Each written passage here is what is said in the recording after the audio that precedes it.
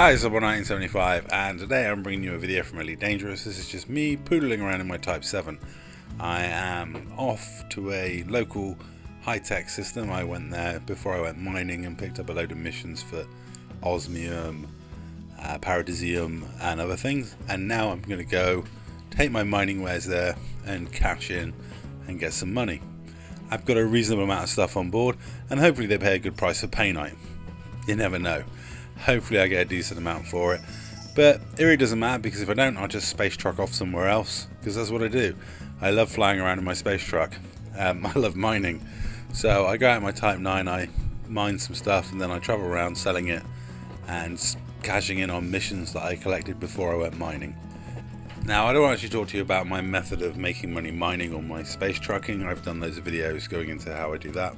What I want to talk to you about is the fact that Elite Dangerous is a space simulator. You have to remember that it's a simulated version of the Milky Way, set in 3303 at the moment. Time progresses in the Elite Dangerous world, as it does in the real world. And it is a space sim. It's not a point and click, you arrive at your destination very, very simply. You have to go places, you have to fly your ship. Now, I personally like that element in Elite Dangerous. Here I am going to a high-tech station that a lot of people wouldn't bother with because it's quite far from the start. Me, however, I don't mind. I've done the Hutton orbital runs, and this isn't a Hutton orbital run. But when you get there, you get amazing views like this shot of Source outside one of the new asteroid bases. So you do a lot of travelling in Elite, but you do get rewarded with some wonderful sights. Now, Elite Dangerous is ram-packed full of really cool locations to go and visit, but that's the thing, you have to go there to visit them. You have to do the travelling, you have to put in the time in Super Cruise, you have to make the hyperspace jumps. Now, some people don't actually like this element of Elite Dangerous. They don't like the fact you have to physically travel to places. Like I say, it's something I brought into very early on, because I like flying my spaceship. I really begrudge driving my SRV to get places, because that's not what I originally signed on for. But here's my Type 9 floating around an asteroid field, and I still think that's an amazing shot. And that is the sort of things that you're travelling to get to. You're getting to amazing places, wonderful sights, or the source of a lot of money in this case. Now, if you're one of those people that begrudge long periods in Super Cruise, then you can always use sites like EDDB and filter stations by how far they're away from the star, and you can filter out ones like this that take up time to Super Cruise to. I actually was poodling to this one, listening to Radio Sidewinder and waiting for my friend Elliot to come on to probably go and play Black Ops 2, or maybe AD come on and ask me to go bounty hunting or something. But I was just doing my usual space trucking around in my beloved Type 7, which I still think is the best space truck. Might not carry the most cargo, but let's face it, it looks the most space truckish. It's the perfect ship for me.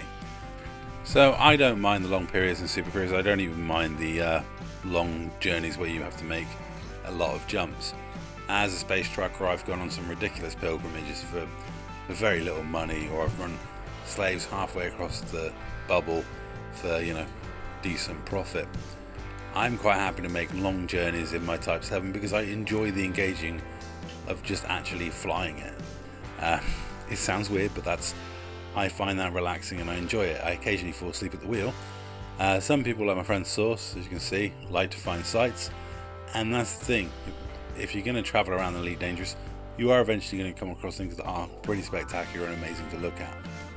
But let me know what you think. Do you try and avoid stations where it's a long time in Super Cruise? Or do you not mind? Would you prefer a point and click travel to your destination system where you just go there, click, and your ship does the flying for you? There's so many people who've said they really want an autopilot in this game, and to me that would be like the worst thing. I love flying my ship. That's why I play a space sim. I love just making out like I'm some space trucker. I'm a bit weird like that. But let me know in the comments what you think. And I'm going to leave you now as I go into the station. I made a decent chunk of change, not a massive amount, but a decent enough mining expedition. And that's all for me speaking. Thank you very much for watching.